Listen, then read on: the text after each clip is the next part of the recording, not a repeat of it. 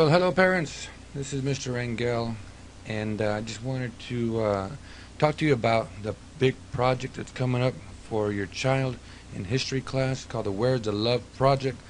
And I wanted to let you know what it was all about because I'm hoping that you will encourage your child to get started on it right away and not wait till the very last day to begin this project because it's a big one. It's a big project, and if they don't get started right away, they're gonna wait till they're gonna throw something together that is not going to be their best work, and it's going to affect the grade. So if I let you know, I hope that you will um, make sure that your child is working on it every day so that it's ready to go when it's due. All right, it's called Where's the Love Project, and the objective is to demonstrate how the colonies went from loving England after the French and Indian War to declaring their independence. In 13 years, they went from loving England to wanting to separate from them. So in those 13 years, several events took place that led to this difference or this separation. Here you go. What to do? Choose one of the following options for your project. They can either do a timeline poster, a timeline PowerPoint, a game board, a test, or something else. So let me go over this real quick. The timeline poster, you're going to have your child get a poster from Target or Dollar Tree. The big posters, I think they're like 14 by 18 or something like that. And anything smaller than that, you're probably not going to be big enough. Anything bigger than that is too big. What I don't want are those science fair trifold posters. Those are just too big and they clutter up the room, and I don't like those things. So if you can just give me, if you can do a poster, have them do it on a regular, those big posters that you can find at Target.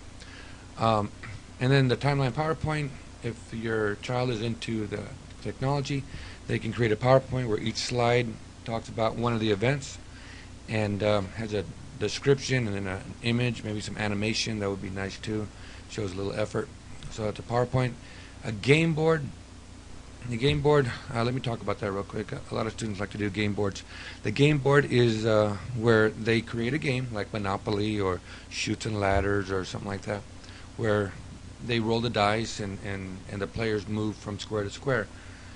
Now, the only thing with the game board is that the winner has to be the person that knows the most about the subject. So just being lucky is not good enough. So if you're the one that rolls the highest number on the dice and you make it to the end, that's not good enough. You have to be able to know the most about these events.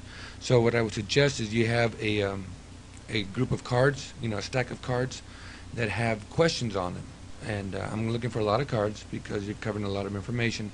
And if you land on a particular color or a particular number, you pick a card, answer the question, you move forward. You get it wrong, you move back. So the winner is the one that knows most of the answers, knows most about the topic. So that's a game board. So even, I had a student do a game board that was real beautiful and real, complicated, but the winner was just the lucky one.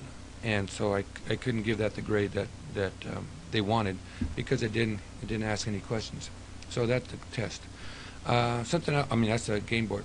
The test is where you're basic. You make a test about all the stuff we learned, all the events that took place between the two, the beginning and end of our lesson. And I expect a lot of questions and an answer sheet because we got so much to cover. The only thing is, if your student is honors, if they are honors, they are not allowed to do a test. That's just not creative enough. I expect honors to do a little bit more creative project, and making a test is not honors material. So if you're not honors, you can do this, but it's not going to impress me much. You always want to impress the teacher. Other something else, any other way you want to demonstrate that the topic. I've had students do a website. Some people are real good at website design and they create a website. Other people have done videos where they pretend they're the reporter and they're interviewing someone who was at all of these events and they're telling the story as if they were there. I like that. That's pretty creative, and it takes a lot of work, takes a lot of effort, but it's almost surely an A or A plus project if they give me all the information. So those are the 5 options. Requirements. You must place each event in time order. So you need to know that it's a timeline so you can know what came first, what came second in the event. You must explain what each event was. So that means you got to know what it is, and you have to give me a little paragraph that explains what each event was. You must have some kind of illustration or picture to describe some of the events. So you can do this online. You can copy and paste a graphic from the internet, or you can draw a picture. And I say some of the events because you might not have room to do all of the events. So I'll take most of the events. It must be neat. Again, that's why you have to get started now, because I don't want something to turn into the last minute because I know it won't be neat. No pencil marks anywhere, of course. Final drafts don't have any pencil marks. And you must show effort. And here's the deal. You can't do this the night before and expect a good grade. If you do this the night before, and there's going to be some students that will, they're going to start the night before, and they're going to come into class with something that just, isn't their best quality, and it's not going to give them the grade that they want. Even though they know the information, if they don't display it the right way, it's going to not going to help their grade. Because I want quality. I want quality from my 8th graders. All right, here we go. Other notes. You may not work with a partner. Everybody does their own project. There's only one exception to that. I have allowed people, if they're doing a video, if you're doing a video, I will let you work with one partner. You can work with one partner to do a video. But again, it's got to be quality, and it's got to be enough to justify 2 people working on it. And normally videos are. So any other project, you got to be on your own. You may use your textbook, your notes, or the internet for your information. Do not copy and paste from the internet. And this is a problem I have every year. Always some student who rush for time will go online, copy what's on Wikipedia or some other website, and just paste it to a Word document and then stick it on their poster. And it's not their work. It belongs to someone else. And I'm very good at finding plagiarism. I'm very good at finding a work that's copied and pasted. And when you do that, it's called plagiarism. It's plagiarism, and that's cheating. And if I catch a student doing that, I'll have to write up a referral, call home, drop their citizenship grade, and they spend 4 hours of Saturday school. It goes in the record, and you don't want that.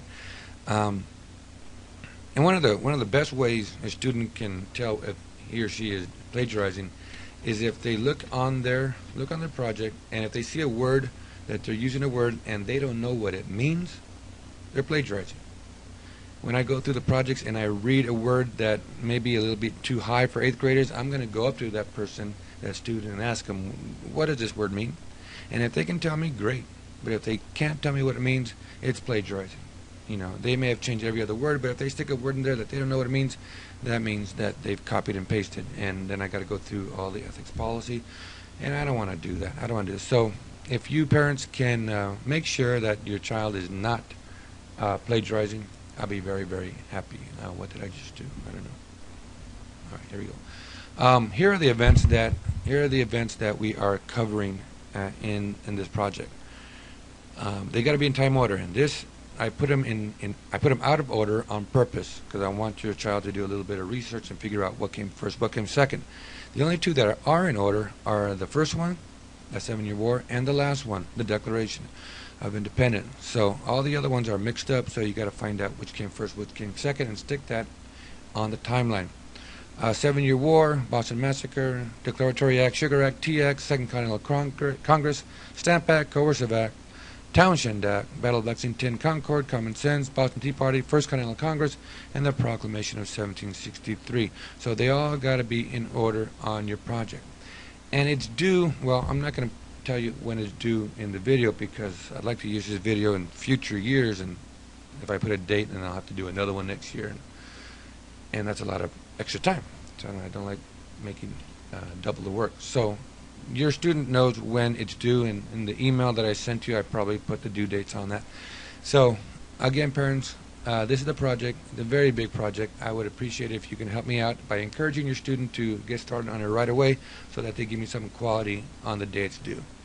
Any questions? Again, you can always email me at teachers@teamc8.com, teachers@teamc8.com, and I'll answer any of your questions.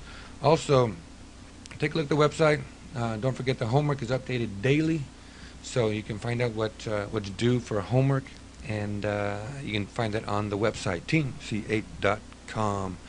All right. Well, this is Mr. Rangel saying thank you, and hope to see you soon.